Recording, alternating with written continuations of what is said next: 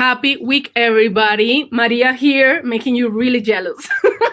So, what is this on my background? This is Colombia, more than 3,000 meters high, drinking not coffee this time, just handpicked herbs from there.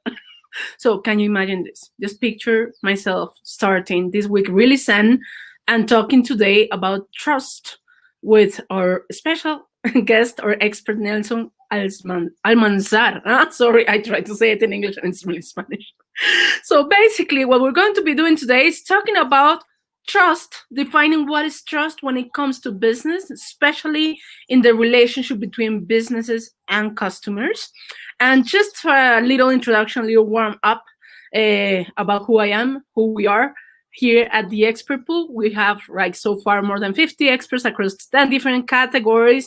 And our mission, our goal is always to be there for entrepreneurs, to help business owners to be successful, not only successful as businesses, but as people doing business. That's really, really important. We have a lot of different fields that we cover. And every Monday, we have this space called Coffee Break with Maria, where one of our experts comes and shares knowledge, insights, and get us inspired to get the week started every single week. Half an hour live event.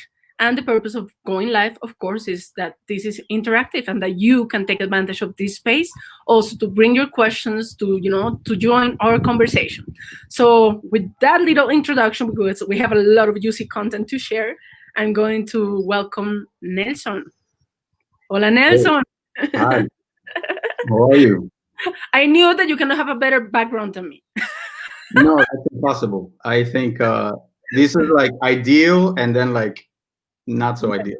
It's like 80, Yeah, before and after. this is the roughing it one. This is you got little paradise. Exactly. So that's working from home in Amsterdam, right? Yes, in Amsterdam. You're in Amsterdam. I'm in the countryside, like close to Bogota, capital city, Colombia. Mm-hmm. And the point today is to grab a nice drink. I was just, really proud about the herbs that I picked myself. Actually, I have it here in the French press. Look. Oh, that's nice. What kind of herb? So I use it with all sorts of herbs like mint and lemongrass and things that you can find around here that they you have it in the market, like boom, in a whole basket. So I boil like 5 liters of this. It's amazing because, of course, I already had like 3 coffees before this. It's 10 a.m. here and 5:03 in the Netherlands, right? Yeah. So yeah, I'm no coffee for me today. And then we can do a little introduction and start. What are you drinking, Nelson? I skipped the coffee today because it's 5 p.m. and then so nobody. If I have coffee at this time, it's not going to do it. So I'm going to be all plain Nelson and plain Nelson and drink some water. Have some plain water, yeah. Good. That's always. I'm in a plain kind of mood today. Yeah. No problem. So, little introduction about yourself and little introduction about today's topic. So my name is Nelson Almanzar. I'm a business coach and innovations strategist. So innovations business coach. My background is I had a software company for about 7 years. We're a software development agency, and we grew quite well over the course of 7 years with 80 employees and really doing all sorts of cool things like mobile apps and websites and digital platforms for lots of businesses. And since then, I've been doing consulting on innovation and business coaching. So what does that mean? Let's make it really, really. Yeah. So this is where in the innovation side, it's where companies who want to test big ideas, but it's the risks are high and but the rewards are also high. But it's also companies usually play a safe, a more conservative approach. Okay. Sometimes they don't even know it that they are, but anyway, my processes use human-centered design and design thinking in combination with business coaching. So sometimes it's a matter of process, but sometimes it's a matter of getting a different perspective on the problems and so that we can be more solution-driven. So that's essentially how I combine those two elements in my work. And yeah, so today is we're talking about trust. Okay. So big word, huh? Yeah, it's a big word. It's a big word. Yeah. A big word for like 25 minutes that we have left. Yeah. Well, that's sort of what I wanted to open up with, and Cool. I mean, well, before I continue, what did you think when I suggested this topic? I thought, whoa, big Yeah. topic, little time. Let's see Yeah. what we can do.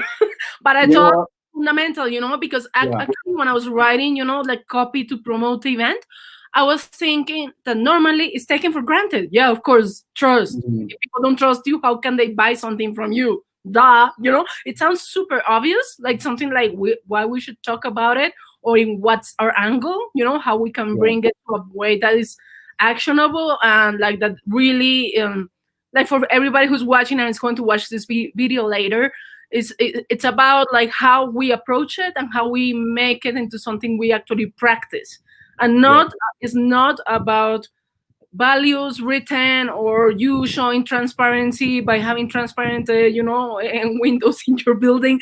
Is more about how we see it, that it comes down to action, and that is part of the not only the organization or the practice but also the mindset, Mm-hmm. from the Mm-hmm. very beginning.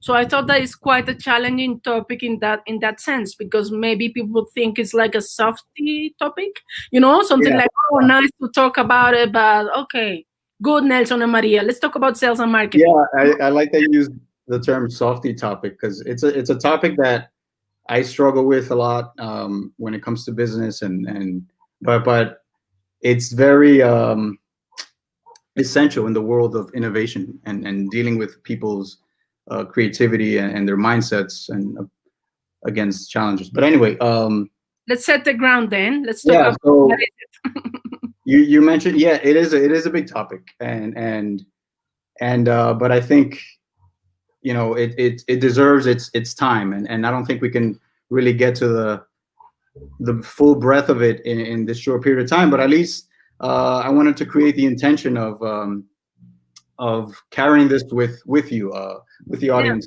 something to think about and something to yeah. give Well, some maybe Nelson, this can be part A. We can do attention. full Perhaps, three. yeah, perhaps this could be the beginning of something. Cool. But anyway, yeah, just know that this is a big topic that we can go in so many directions for hours, even days, in talking about this, because it's so essential, and we kind of it's invisible in many ways. It's in everything, in the relationships that we have. It's in the tools that we use, in time, and trusting that things are going to happen. Anyway, but to keep it narrow within the spectrum of business, it's when we look at a business as an entity, as we personify it as a deliverer of needs for a customer segment, right? A particular persona or a person who has a job to do, who has a need to resolve a pain or a gain they want to achieve, right? And businesses are there for that. They're there to meet those needs, exceed them, and calm the pains that customers experience. So so we have to look at that as, okay, well, what is that in the relationship? Well, you promise to solve those needs and meet those expectations when I pay you for that, and that's the agreement, and you trust that whatever you're buying, whether it's a product or a service, is going to make that happen and deliver on that. And so when we go deeper into what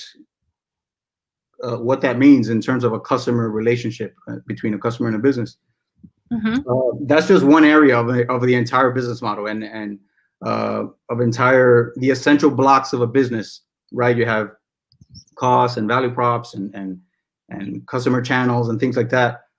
But this one is where the expectations of how they expect to be treated.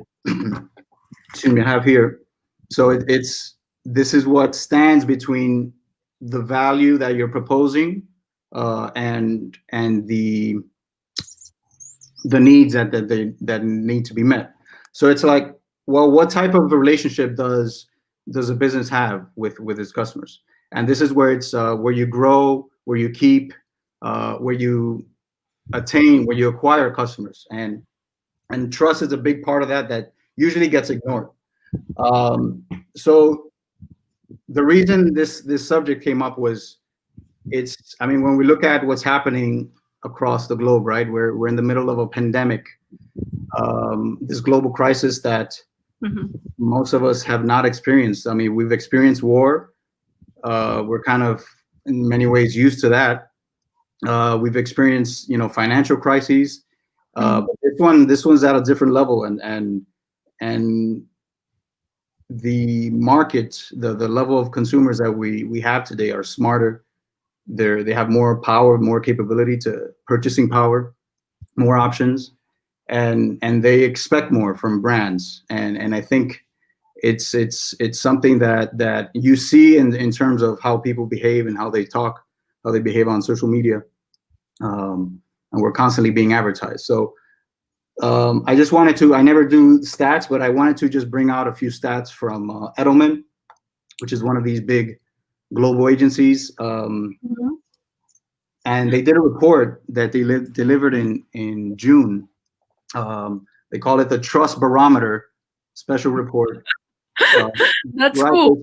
Yeah. Here, So I guess, before you go to the stats, what we're really talking here is like the gap between expectations. Like what do I define as trust and what my customers expect. In terms of trust. Exactly. Right? There's like a different definition. There's an expectation of what it is that you say and what you do, and making sure that if you say that your product will taste a certain way, or that it will do a certain thing and deliver that need, it's that expectation. Okay. But it's also pointing to the fact that that people are looking at brands in a very different way these days. They're much more, they hold them to a different standard. And when a brand, you look at the social issues that have been exploding in the last few months, they're not old, but they've been extra hot recently. And sorry, they're not new, but they're extra hot. But look at that, and brands are having to make a decision in their business that is typically not a part of the business model, like the morality of a company and its culture, and how they do business, where they purchase, and how they treat their employees, how they make their purchasing decisions to keep costs down. So all these things are being looked at by a lot more closely. And usually, I remember as a kid, you trusted that whatever you got from the store was like, all right, cool, that you putting this in your body. It's like, yeah, it's not harmful. And then later on you discover, like, no, this is bad for you. And so it's sort of like, I would say that was probably the first time I lost trust in business. When you realize that that first question here, and Nelson, do you want to go to questions now or later? Look, maybe I can show it here. Boom. Yes. Building trust, starting a business. How can I gain the trust of customers being the new guy in the picture? Like J-Lo from the block, you know what I mean?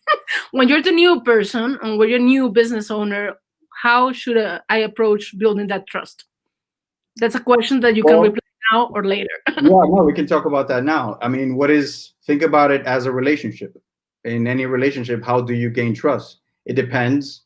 There's a built-in trust, perhaps, in terms of if you already have friends in common, there's an implied level of trust. Yeah. So if your brand is associated with already having proven to deliver, there's a likelihood that you're going to have more trust than not. But that's just one way. You could do that in terms of engagement and how you communicate. If your product is let's say in its alpha stage, and or pre or beta stage, right? That means it's not fully flushed and fully perfect. But I think when this is something you do in testing and innovation testing, is you kind of establish that when you test a product, and so customers will be more forgiving. You've set an expectation of what to expect when they experience your brand. I think the more you can set expectations that are realistic, that you actually will meet and exceed. It's kind of like that classic one of I always forget how it goes: over deliver, under promise, and over deliver. Yeah. If you can continue to do that for your, that's why people like Gary Vee talk about deliver value, like, give, and then you ask. Yeah. So it's sort of like you set an expectation. So that's one way to establish trust, and I mean, that kind of stuff pays dividends. It'll really. I mean, and if you're new, you're new. Like, it's good to be transparent. People can have way more empathy if you say, hey, I'm just new in this business and this is what we're doing. And, if you just communicate in a way that is transparent, of course, not like you are improvising a business, but yes, like, hey, we're learning from this and we're in this together. And I want to get as much feedback as possible at this stage, where we're learning and shaping our offer, or like, even testing or validating our value proposition, even what we have in mind. But okay. But to add to, can I just have one more thing to Juan's question? It's as a startup, as a new guy in the picture, it's a lot, and I see this a lot with businesses. They get hung up on the technology, whereas all right, if you want to acquire customers or followers or fans of your business, you have to like hold off on see how you can deliver around the technology as much as possible. And while you create the technology and figure out how to shortcut that, how to short circuit the delivery of your service, even if it's a smart piece of it, I think you'll be able to create testimonials, create evidence of what your idea is, or what your service is, and then use that to fuel more excitement, to gain more trust. When we say trust, it's going to give you all the cool things that we want in a business. So I would say start thinking of your challenges that way. Cool. Let's go to the stats and move a little bit to questions. I also have. So the stats, I usually I don't like stats, but these are pretty interesting. So 53% say they trust. That trust is the second most important thing. And price is the first, comes in first. So it's like 1 out of 2 people believe that trust is the second most important thing in choosing a brand, especially a new one. 70%, this is about that trust is more important today than ever before. And I think we see that with a lot of the dividing social divides that are happening today.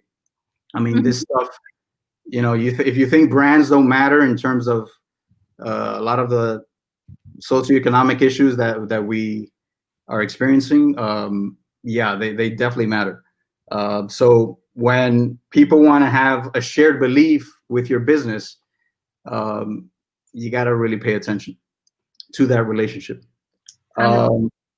Vulnerability, 81% are concerned with personal vulnerability, meaning their privacy, their health, their their personal data. So they're paying attention to these things, or where you're purchasing your supplies and things like that, and how you treat your employees. They pay attention to that stuff, and so that's affecting brands. 74% believe in impact, that trust that brands have an impact on society and the environment, and so they're paying attention to which brands are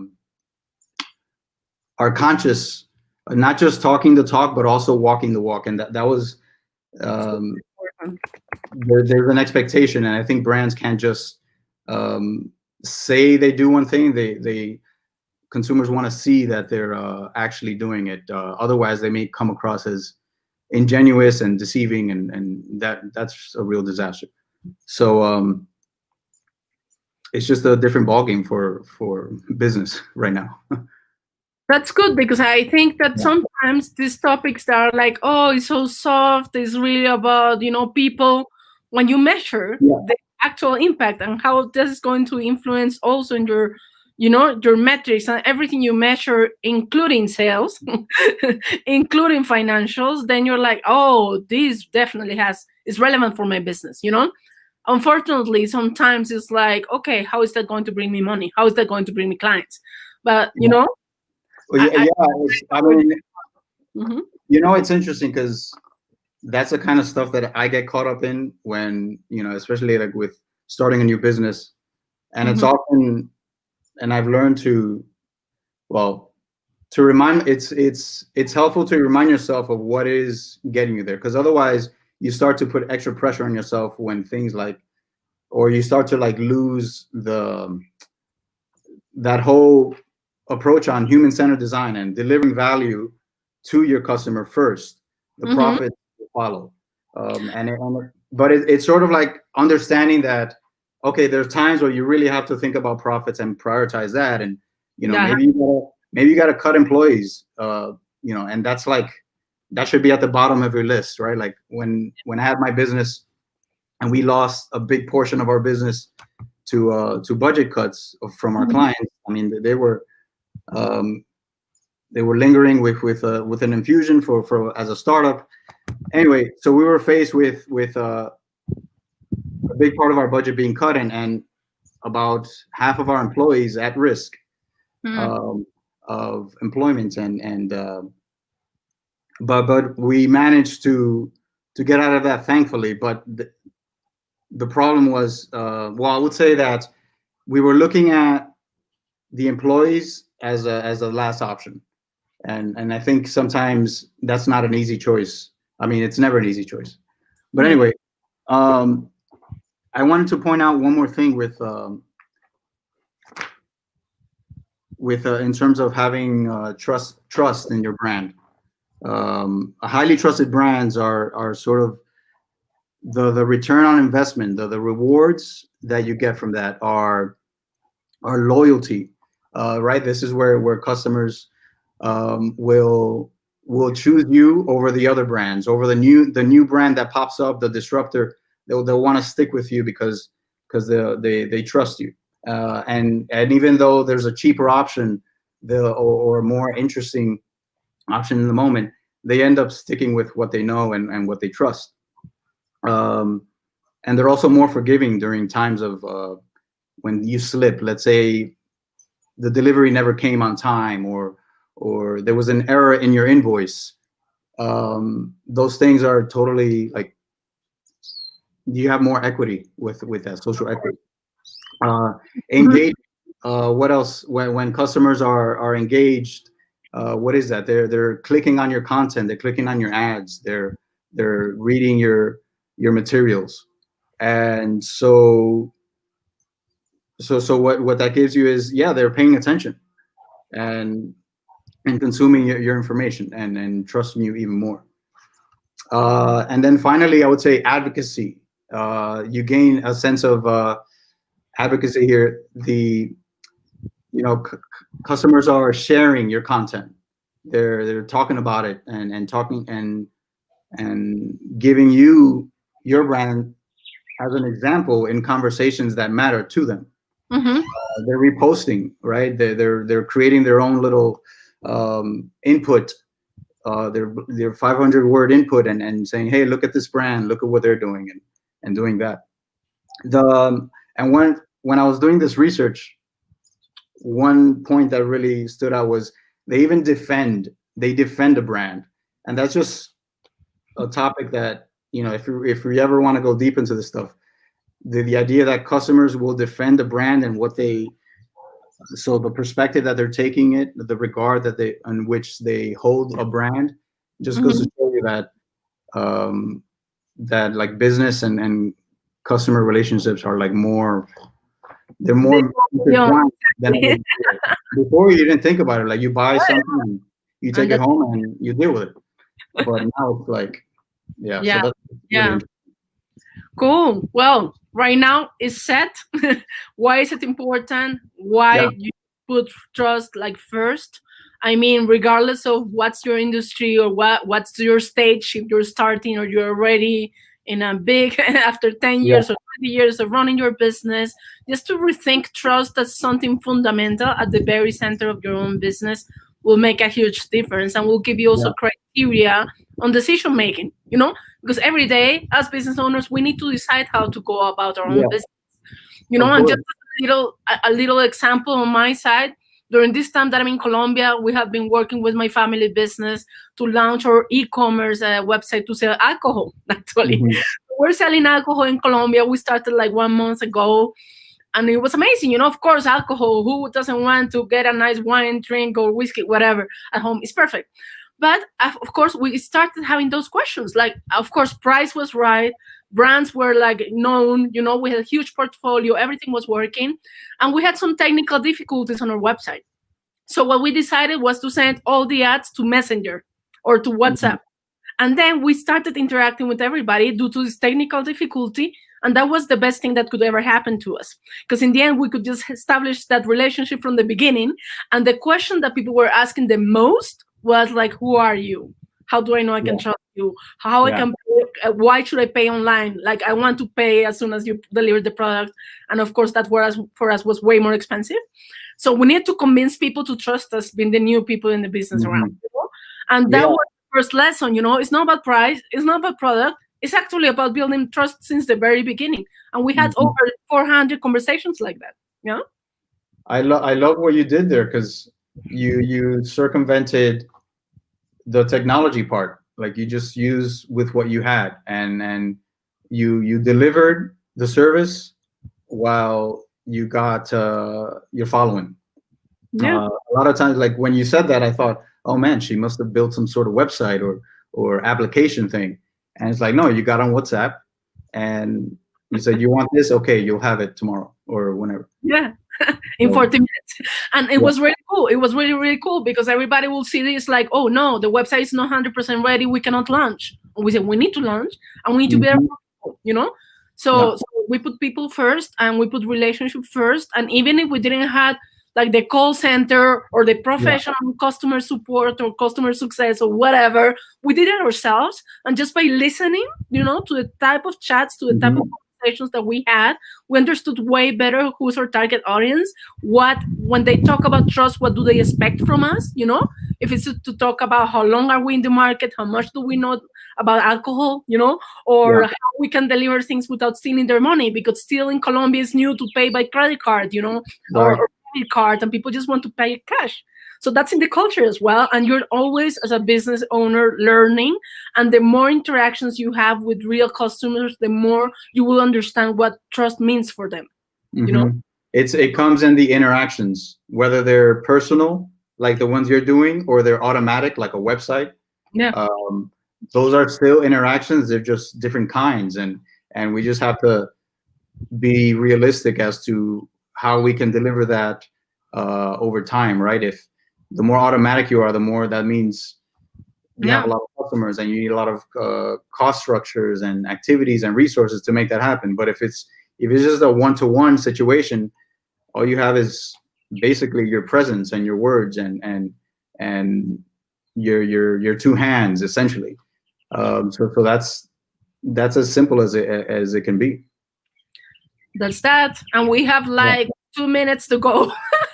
And I had way Um, more questions to ask you. yeah. But as key takeaways from this just introduction, let's call it appetizer because we talk a lot Hmm. about alcohol today.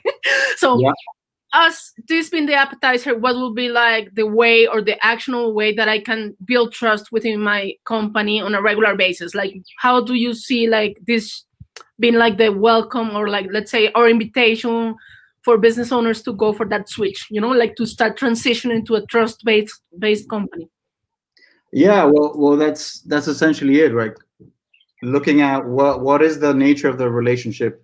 Look at the culture within their organization. See where you are, and see where you want, how you want to improve that, and figure out ways that can. Because what is the purpose of the trust? Is that you're trusting that your employees are giving everything they got when it's their turn to step up, that you have more often than not people behaving in that manner, and vice versa, that as a company, as a this source of like authority in many ways, that's you're helping them keep a lifestyle and live their dreams and all these different things that is personal to them. So it's like you have to look at it at that level if you really want to make an impact. I mean, yeah, you can promise all these little things on benefits and all that, but I think when you go through that process, you'll be able to really hit home in terms of doing that for businesses. Sometimes that comes in moments of crisis where you have to talk about, hey, we have a tough decision. We looked at these options, and speak to them as as transparent as possible and comfortable you are with that, and I think, yeah, good things will happen when you Cool. when you do that. So Great yeah. to start the week like this, Nelson. I know it's Cool. just the beginning of a long conversations. For Yes. those who are watching now and for those who are going to watch this video later, make sure to book a one-on-one session with Nelson. We have 50 minutes free, 100%, just to talk about it, and just to explore what is trust for you, what is trust for you starting your business or already in business, and how you can like put that in the centerpiece, as a centerpiece of what you do, how you think, and how you operate as well. So, Yeah. I really recommend everybody to just continue talking to Nelson. And of course, I will book you for another coffee. Yes, We definitely, have definitely. part I three of would actually, if I could add one more thing, if you Yeah. want to book those 15 minutes, a little experiment here, I would prompt you with this question. So just imagine what would, being a highly trusted brand, right? What would an increase of loyalty, an increase of engagement, an increase of advocacy from your customers do for your business? So just take that question and play with it, sit on it, and write about it. And you don't even have to book a thing, but whatever comes out of that might be helpful for you. And if you want to take that further, yeah, feel free to book that 15-minute I just call. posted in comment the link so you can book Nelson and Okay. talk about it. Yeah. And thank you for your time. Thank you for sharing again something really Yeah. nice. Also inspiring to start the week and also to think about how you want to close your year, because now summer is almost ending. In September, everybody's going more work mode. So when thinking about getting back to work, what do you want to bring to your table? What do you want to bring? How do you want to approach, finishing this year that was quite challenging for all of us, and thinking different about how to build trust. I also want to invite you, Nelson, to talk about loyalty next time. I would like to really focus Mm. on loyalty next time.